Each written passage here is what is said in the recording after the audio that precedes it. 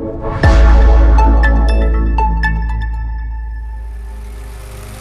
morning, everyone.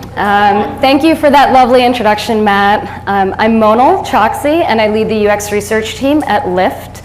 And as Matt mentioned, I'm going to tell you how to succeed as a UX research manager by capitalizing on your strengths as a researcher. So, in true researcher fashion, I'm going to start with some questions for all of you. So I'd love to see a raise of hands. How many of you are currently researchers looking to move into management? All right, great. And how many of you are already managers? Oh, wow, we got lots of you. So first I have to say it's awesome to be in a room with so many of researchers. So really excited to be surrounded by you all. For those of you who are managers, how many of you were previously or still are researchers today? Awesome. So I want you to think back to when you first became a manager. Think about that transition. I'm betting that for many of us, it was a sudden move, and congrats. Yesterday you were a researcher, and today you're a manager. But how many of you felt prepared to make that move? This is me. I have to say, I was excited, but also nervous. I hadn't really done much management training. Brief history, I started my career as a researcher / designer in the .com age at various startups. And then in the 2000s, I was a researcher at Yahoo, and I started thinking about wanting to manage. Unfortunately, Yahoo had started to struggle as a company, and management positions were being eliminated. But I had fortunately had the opportunity to work with a woman named Amanda Linden, who knew my work well. And she had moved to Intuit, where she had been looking for a research leader. Luckily, she made the leap in terms of hiring me on as a manager there. With that managerial experience under my belt, I moved to Berlin and then started the research team at SoundCloud. And a few years later, I came back to San Francisco to establish the UX research discipline at Lyft when it was just a few hundred people. And over the last 4 years, I've really had the opportunity to grow the team from just one person myself to over 20. So now, looking back, I started thinking about, in prep for this talk, what was it that made Amanda know that I was manager material? So I asked her so I could share with all of you. And here's what she said. So Amanda is a director of product design at Facebook today. And she said she looks for 3 things when moving people from individual contributor to manager. And those are: shows the capacity to think about we before me, can think strategically, understanding the needs of the business, and has strong collaboration and communication skills, speaking with confidence and clarity, and can tell a story and inspire a team.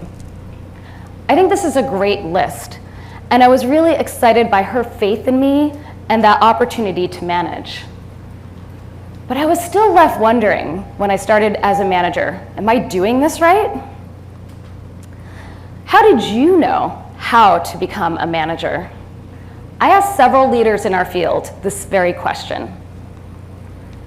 So Amaya Bekvar-Weddle is the Senior Director of Research and Experiences at MindBody. And in answering this question, she said, I didn't very well. I always thought leadership was more or less an innate trait or talent, like charisma. Some people just have it. But then she went on to say, I attended my first leadership training and realized that leadership is a set of very well-defined practices, and that you could learn them by practicing. Ariana McLean is the director of UX research at Cruise, and in answering the same question, she said, I started writing down a list of qualities that I liked and didn't like in the people who managed me. In fact, it's something I continue to do. Great advice. And Annie Steele, who's the head of research at Stripe, said, I made a lot of mistakes in my first year of management. I didn't know how to act. I didn't know that I could say that I didn't know. In speaking to all of these leaders, I actually felt relieved. because me too. I experience all of these same things, and I'm constantly learning every day. The truth is, becoming a manager does require training and learning a new set of skills, because you do take on new responsibilities. And what we do is not always easy. So Altay Sendel, who's the head of research at Pinterest, says, management is hard. We live and learn through experiences of our own and those we observe, and adjust accordingly as we grow and engage with more and more diverse situations that stretch and challenge us. This sounds pretty intimidating, but I want you to know that we, as UX researchers, do make great managers. So through my management career over the years, I've learned that we have skills that allow us to deal with some of the challenging aspects of management. So for those of you who are thinking about moving into management, don't fear.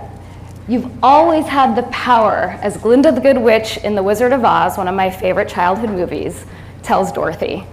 And I'll show you that we're better set up for success in management than many. So today in this talk, I'm going to go over what makes for a good manager, the 3 parts to managing and why we're set up to do each of these parts well.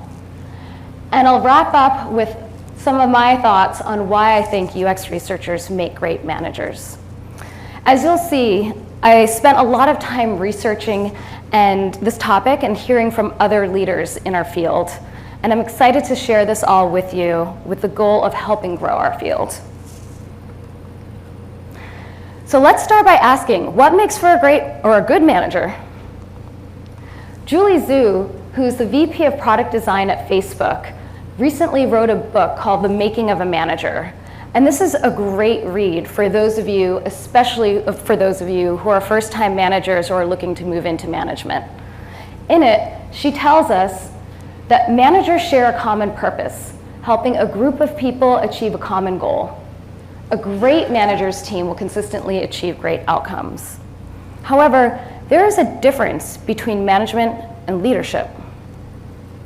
The Harvard Business Review puts it like this. Management consists of controlling a group or a set of entities to accomplish a goal. And that's very similar to what Julie had defined management as. However, they go on to say, leadership refers to an individual's ability to influence, motivate, and enable others to contribute towards organizational success. More simply put, management is a role, and leadership is how you show up, said by Mia Bloom, who is a design leadership coach. We can think about management and leadership in a Venn diagram. On the left, we have management, on the right, leadership. And when thinking about what a manager might be described as, we might think of the words such as organizes, delegates, plans. On the right, we might think about a leader as someone who influences, motivates, and excites. The bottom line is that we can be leaders without managing people. However, the best managers are also strong leaders.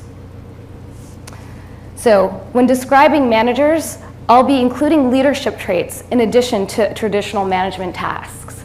I'll be leaning into the sweet spot right here. Great, so let's quickly review some of the qualities of strong managers. I'm going to share a list of attributes that I found in the literature over and over again. So in order to be a strong manager, it's best to be a good communicator with the ability to both listen and share information. Being a strong decision maker. Being collaborative and influential, which are leadership traits that really result from building strong relationships. Being inspiring and motivating to help drive your team. And being proactive and productive, which demonstrates a focus on getting results. And finally, great managers focus on self-development and their own growth. They really know their strengths and weaknesses and ask for and act on feedback often. So this list provides a backdrop of what makes for a good manager and a leader. and something to just keep in mind throughout the rest of the talk. Okay, great. So I'm going to go into the 3 parts of managing and how our research skills can play a strong part in our success with each. Okay, we can think of managing into 3 parts: managing down, managing across, and managing up. Each of these is important in our roles as managers. Traditional management tasks are typically seen in the managing down category, which includes managing our teams and resources. However, as a leader, it's also important to manage across and manage up. Managing across really has to do with building relationships and garnering influence with cross-functional partners and stakeholders. Managing up has to do with elevating and advocating your team's work and demonstrating the influence it has had. So let's dive into each of these areas, starting with managing down. In Julie Zhu's book, she talks about management tasks falling neatly into 3 areas: purpose, people, and process. However, I'm going to add one more to that, and that's the work. So looking at each of these a little bit more, for purpose, how many of you know your company's vision or mission statement? Raise of hands. Wonderful. All right, and how many of you have a mission or vision statement for your research team? Okay, we see about half of you. So as leaders, setting a shared vision and mission is a great way to align our teams. Google's manager research shows that, quote, "A clear team vision helps team members know where they're going, what to work on, and inspires them with a clear connection to the organization's mission." At Lyft, our research team started with our company's mission and vision statement, which is to improve people's lives with the world's best transportation.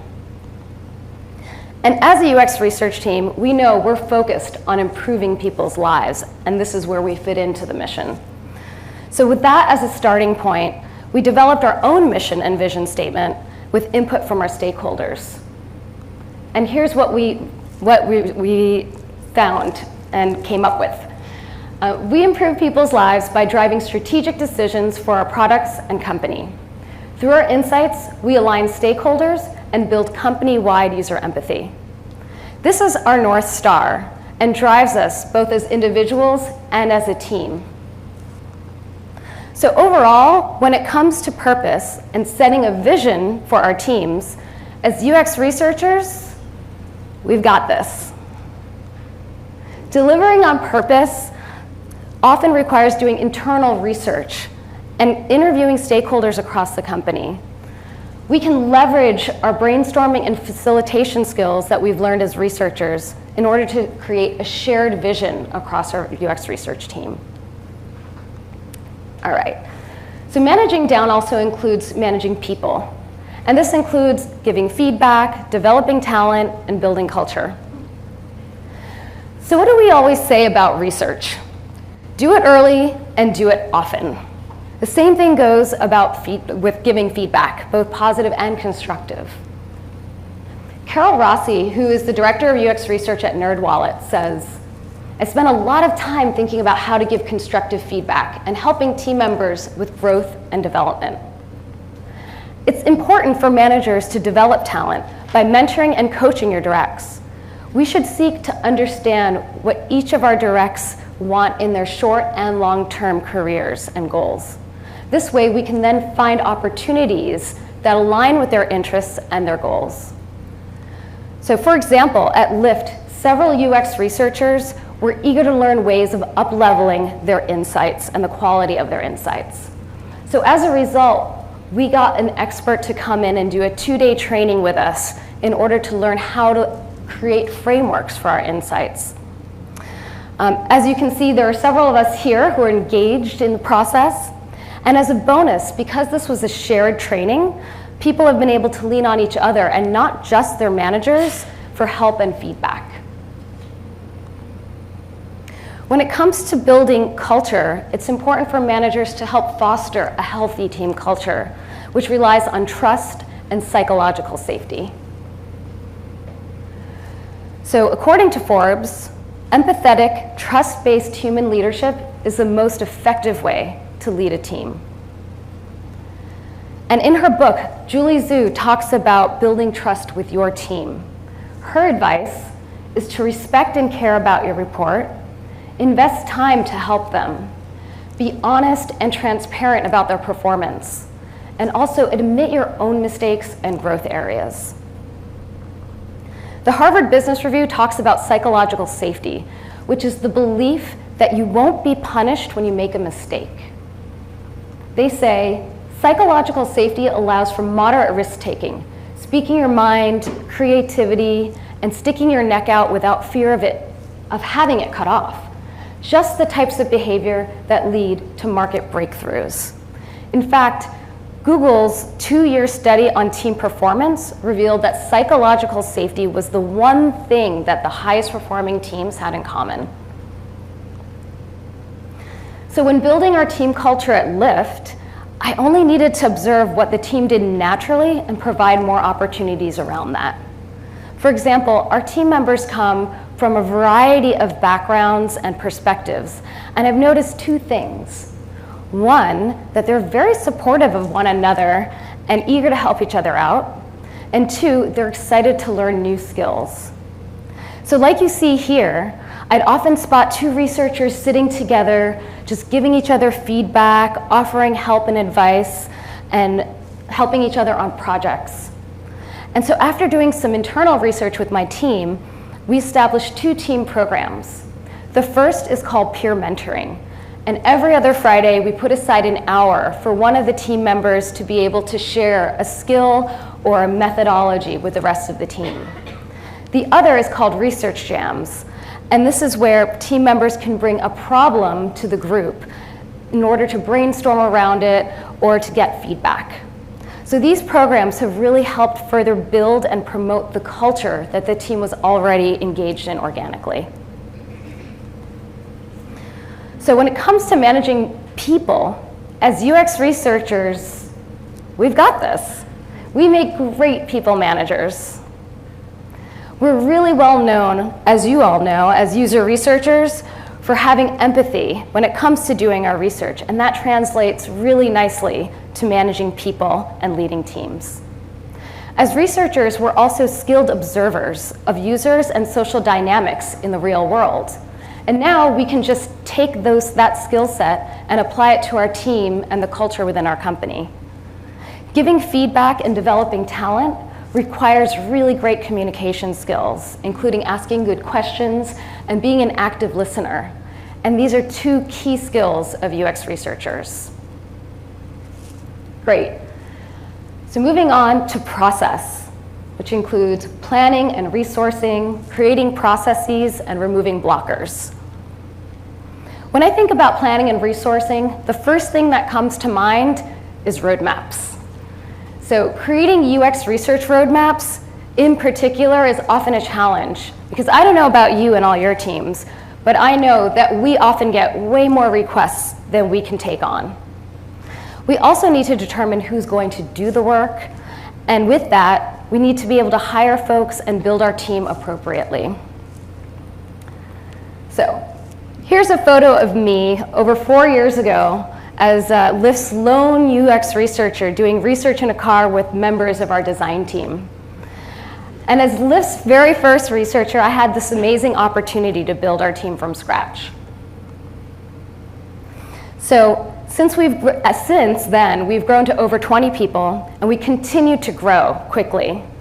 That said, for every hire, we've had to plan strategically to ensure that the needed diversity across skill sets and levels of seniority, and to align to the needs of our roadmap and to our team overall. For example, we've hired folks with more service design research experience for our operations-heavy areas, such as Express Drive, which might not be in Toronto yet, but it allows drivers to rent a car in order to drive with Lyft. And we've also included folks with backgrounds in mixed methods in order to meet the needs of our growth and marketplace teams. I also considered how to best set the team up for success given our larger company culture. At Lyft, there's a super strong culture around collaboration and community. So in planning the resources for the UX research team, I wanted to embed each researcher within each of the cross-functional product teams. That way, it would provide us with a model of collaboration and ownership. It really allowed us to be able to ensure for research where it's needed across the entire product lifecycle, and allow each person to be the go-to expert for that user type and that product. And finally, being a part of the team with a voice and a seat at the table. These were important aspects given our company's culture of collaboration, and it also set us up really well to be able to collaborate with our stakeholders in understanding what's most needed research-wise. When thinking about the process bucket, Julie Zhu has a lot to say about creating processes. As a manager, part of your job is the cultivation of playbooks. How to run a team meeting, how to close a new hire, and how to complete a project on time and on budget. These are just a few of the processes that good managers are expected to put into place for teams to run smoothly. And finally, removing blockers. Our teams rely on us to clear the path for them to get work done. So many managers talk about being a shit umbrella. They aim to protect their team from obstacles that may get in their way. So how do we do when managing process? You guessed right, we got this. For planning and resourcing, we can drive what's on our team's roadmap and know who to hire by doing internal research with our partners and stakeholders. When it comes to creating processes, we have great organizational and project management skills, and that comes from being a researcher. As you know, running research studies end-to-end requires a large amount of planning, organization, and collaboration with not only our stakeholders, but our participants, and also the lots and lots of data that we collect. And when it comes to removing obstacles, our empathy and communication skills are key to working with partners in order to unblock our team. Great. The last part of managing down is the work. And this means trusting and empowering your team so that you're able to delegate work, as well as setting clear expectations around the work. So when it comes to trusting and empowering others, an article in Forbes says, leadership requires you to rely on someone else. You have to trust their instincts and trust yourself to put your faith in someone who isn't you. And that's hard for a lot of managers. And Kat Murray, who is a UX research manager at Lyft, adds to that. She said, trusting your team can feel risky as the manager is accountable, but it's worth it on a whole. You can't be in the weeds on everything. When it comes to setting expectations, Christina Janzer, who is the Director of Research and Analytics at Slack, and who is also giving a keynote tomorrow, gives this advice. Share clear expectations for what needs to be done. Share information about the company or product to enable the team to make better decisions and do better work. So, how many of you have reported to someone who was never a researcher or who didn't fully understand what you did as a researcher? All right, almost everyone's hands went up, and mine too. So I have to say that I'm super excited that as a discipline, we've finally grown to the point where it's becoming more and more common to see UX researchers being managed by research managers, rather than, say, a product or a design manager, someone else who might not fully understand what it is we do. Here's our Lyft research team member and I reviewing findings from a large study that she did. As UX researchers ourselves, we are best positioned to mentor and coach our teams. We can empathize with the needs and challenges that researchers have to face. We also have a really good sense of what can be delegated and where to best empower our teams. And we also know what it means to set clear expectations around the work, not just with our team members, but also with our stakeholders. For example, helping them understand the proper timeframes that are needed in order to get quality research results. Overall, we make great managers, and we're even better positioned to manage UX researchers than anyone else. So when it comes to managing the work, we're all over this. The strongest attribute that we can draw upon from our UX research toolkit here is empathy for the work, as well as our data synthesis skills in order to cull down and share just the right information with our team members. And this empathy, along with the same communication skills that we've seen necessary for all of these parts, have allowed us to be great UX managers for the work to be done. All right, phew. That was a lot, but we do a lot when managing down. And it's clear that these tasks take up a lot of our time. But given our strong sense of empathy for the work and the people, this can be some of the most rewarding part of our job. I'm going to sum up this section with a quote from Gabe Trianfi, who is a UX research manager at Lyft and previously led research at Waymo and Pinterest. And he says, "Every manager should do their best to be the sort of manager you have always wished you had as a researcher." So with that, let's see what managing across looks like. Simply put, managing across is all about building relationships with our partners and stakeholders and garnering influence. These are leadership skills. We don't need to be people managers in order to do this well. But first, we need to build strong relationships to gain influence and to be able to work alongside our partners to champion user-centered outcomes. So, for example, when I started at Lyft, I was our first researcher, and I'd heard of plans to build additional research teams across the company in marketing and in support. But I wanted to make sure that we weren't siloed, as I had seen go badly at past companies. So I began what's now known as our Research and Insights group. This group has grown immensely and still meets regularly in order to share knowledge and to collaborate. And the strong relationships we've formed have allowed us to work together whenever possible and also ensure that we don't duplicate efforts. One of the other benefits to having this group is that we've used these relationships to drive business decisions. Collectively, we've worked together to try and form a single voice of truth for the company.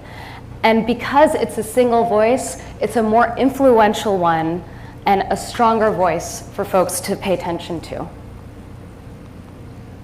Another way to manage across is to manage by leading cross-functional initiatives.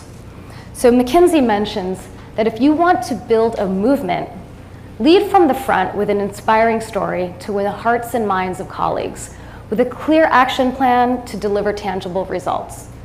When I read this quote, the first thing that comes to my mind is an inspiring story to win the hearts and minds of colleagues. That comes from users. And so we can use storytelling around our users in order to help drive user-centered outcomes and decisions for the business by partnering with our stakeholders. Overall, when it comes to managing across, we're ready. We've got this.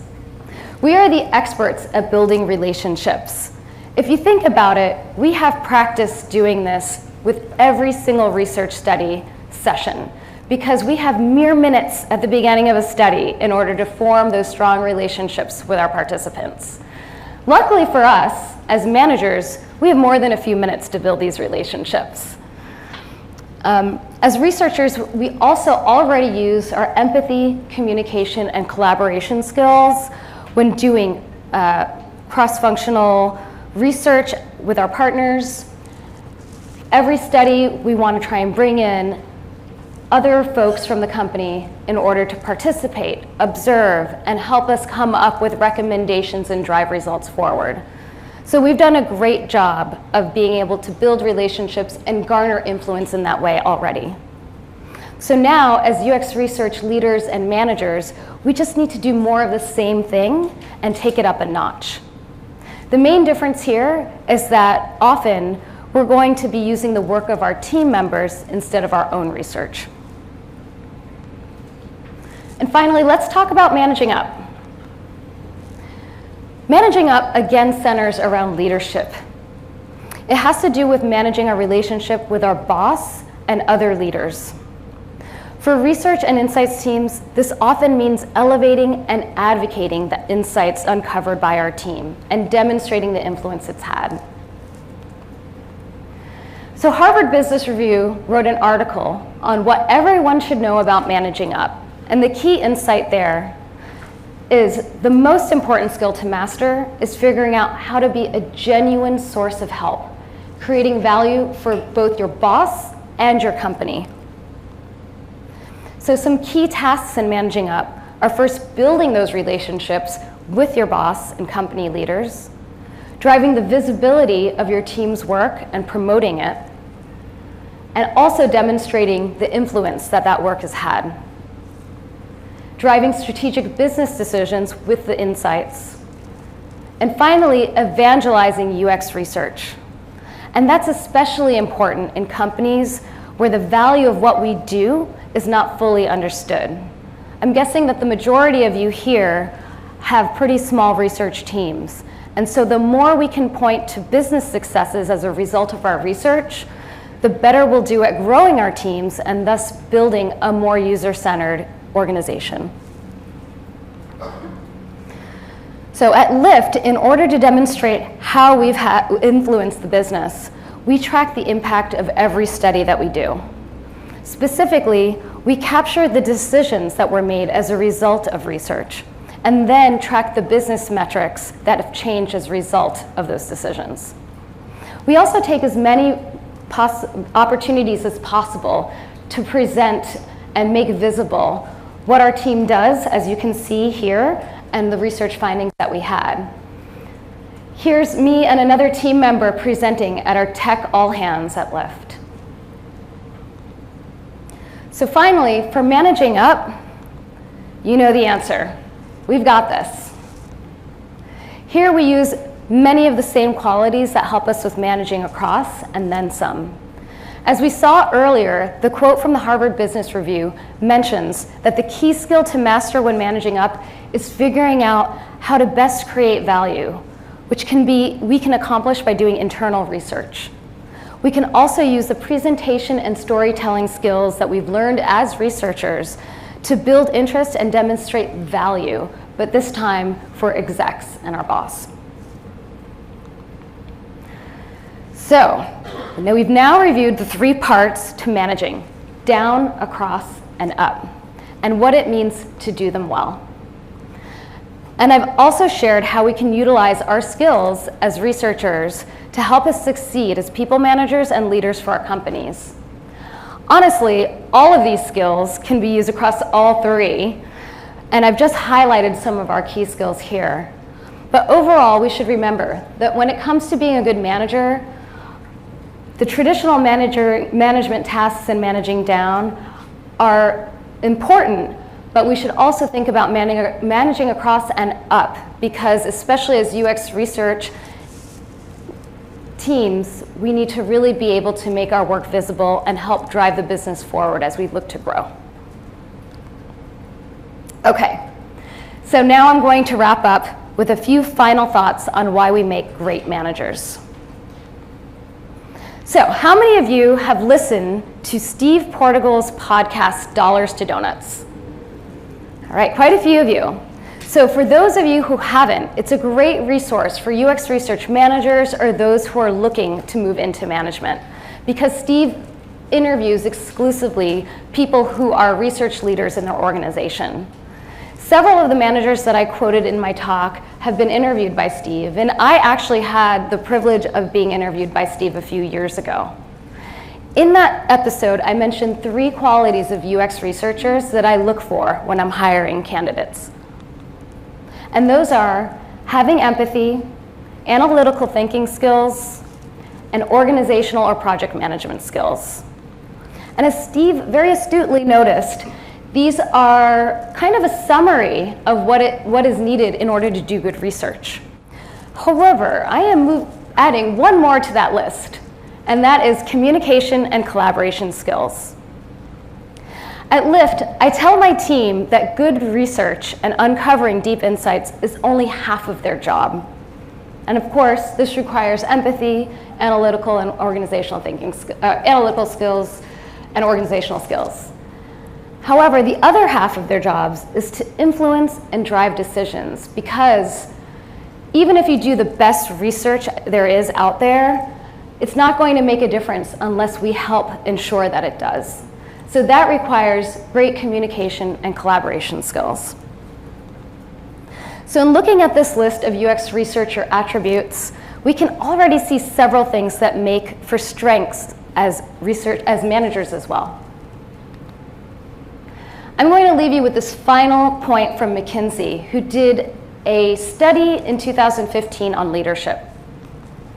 And they found that just 4 kinds of behavior account for 89% of all leadership effectiveness. The first was being supportive.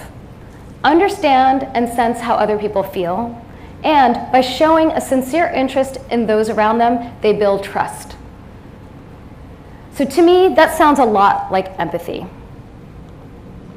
The second behavior was to solve problems effectively. They said problem solving, when information is gathered, analyzed, and considered, precedes decision making. And as I had mentioned at the beginning of the talk, decision making is a quality of a strong manager. In order to solve problems effectively, we need analytical thinking skills. The third behavior of leadership effectiveness was to operate with strong results orientation. And they talk about, quote, how people can emphasize the importance of efficiency and productivity and prioritize the highest value work. In order to operate with strong results orientation, we need great organizational skills. And the final of the 4 behaviors is to seek different perspectives. They say, encourage employees to contribute ideas, give appropriate weight to stakeholder concerns.